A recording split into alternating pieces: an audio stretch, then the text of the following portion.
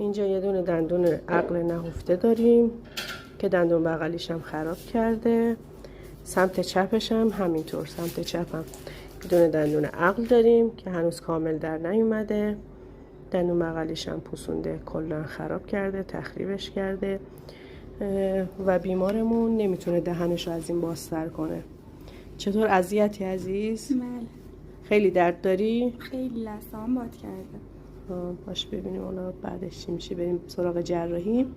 بعد جراحی ببینیم میتونی حرف بزنی، بهتر میشی یا نه. بکن این کیستشه، میبینی بغلش سفیده کبوده، یعنی چی؟ یعنی عفونت. یا این دندون عقلش که جراحی کردیم براش، کامل سالم در آوردیم، کیست هم داشته.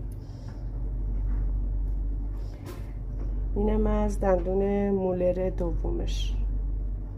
خب عزیزم، دندون تو جراحی کردیم، هم دندون عقلت هم دندون مولر دومت.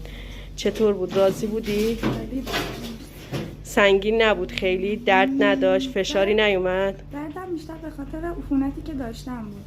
آره خیلی عفونت شدید داشتی، دندونت کیست داشت، برای همون یه ذره درد احساس کردی. ولی به فکت فشار اومد؟ نه اصلا. عافیت باشی. خدا نگهدار.